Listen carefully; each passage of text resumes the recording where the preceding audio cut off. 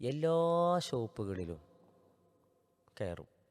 എല്ലാത്തിനും വില ചോദിക്കും, വില പേശും, ഒന്നും വാങ്ങും. അതേപോലെ ഏതിന് വില പറഞ്ഞാലും അവിടെയൊക്കെ അതിനെ ഒരു കുറച്ച് കാണുക. അതായത് അതിനിപ്പോൾ അതിപ്പോൾ അതിന് മാത്രമൊന്നും ഇല്ലല്ലോ അങ്ങനെയൊക്കെ പറഞ്ഞിട്ട് അതിനെ ഭയങ്കര ആ ഒരു സെയിൽസ്മാന് അവിടെ ഒരു ഫീലാക്കുന്ന രൂപത്തിൽ ഉള്ള സംസാരങ്ങൾ, കുറച്ച് കാണുക, അതിൻ്റെ ക്വാളിറ്റിയെ പറയുക, വിലയെ കുറച്ച് അങ്ങനെ ഇതാക്കി പറയുക, അങ്ങനെയുള്ളൊരു പെരുമാറ്റം. അതേപോലെ വളരെ അടിത്തട്ടിൽ ഒന്നുമില്ല, ജസ്റ്റ് ഒരു വെറും ഷെഡിലോ അല്ലെങ്കിൽ ഒരു റോഡ് സൈഡിലോ കച്ചവടം ചെയ്ത് ജീവിക്കുന്ന ആൾക്കാരുണ്ടാവും. അവരുടെ അടുത്തൊക്കെ പോയിട്ട് വെറുതെ എന്ത് ചെയ്യും, തർക്കിച്ചിട്ട് അവർ ചിലപ്പോൾ ആ ഒരൊറ്റ സാധനമൊക്കെയായിരിക്കും കച്ചവടം ചെയ്യുന്നത്.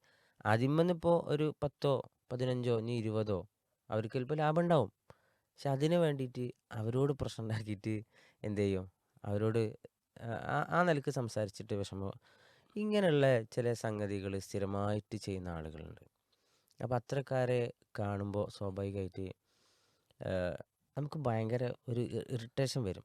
എന്താ ഇവരിങ്ങനെ, കാരണം എന്തൊക്കെ നമ്മളെങ്ങനെയൊക്കെ ഇപ്പം ഈ ആൾ തന്നെ ചിലപ്പോൾ വേറെ പല ബിസിനസ്സും കാര്യങ്ങളും ചെയ്യുമ്പോൾ ഒരു ഉറുപ്പ്യ ചിലപ്പോൾ കുറച്ച് കൊടുക്കൂല. കാരണം എന്താ, അയാൾ ഇതിന് ഭയങ്കര മൂല്യമുണ്ട്, വില ഉണ്ട്. അപ്പം നമ്മളേതിന് നമ്മൾ ഭയങ്കര വില കാണുക, മറ്റുള്ളതിന് വില കൽപ്പിക്കാതിരിക്കുക. അതിന് സമയമായിക്കോട്ടെ, വസ്തു ആയിക്കോട്ടെ, എന്തായിക്കോട്ടെ, അങ്ങനെയുള്ള സ്വഭാവം ചിലപ്പോൾ അഞ്ചൊത്ത് നിസ്കരിക്കുന്ന മനുഷ്യനെ കാരണം. പക്ഷേ ഈ ഒരു മേഖലയിൽ ഞാൻ പലപ്പോഴും കണ്ടിട്ടുള്ള എൻ്റെ ഒരു അനുഭവം കൂടിയാണത്.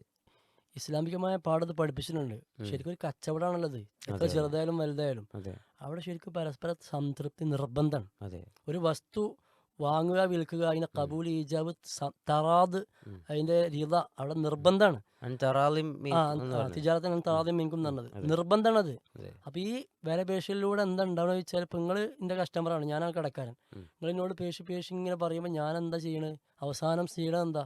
ആ, എന്നാൽ കിടക്കട്ടെ. ഉം. ഒരു മനസ്സംതൃപ്തി ഇല്ലാത്ത അവസ്ഥയിലാണ് ആ വസ്തു സ്വീകരിക്കുന്നത്. അതെ, അവിടെ അതിൻ്റെ ബർക്കത്ത് അവിടെ നഷ്ടപ്പെട്ടില്ലേ? അതാണ്. അപ്പം അങ്ങനെ ഒരു സംഭവം അതിൻ്റെ ഉള്ളിലുണ്ടെന്നും കൂടി അതെ അതെ. നമ്മൾ മനസ്സിലാക്കേണ്ടതുണ്ട്.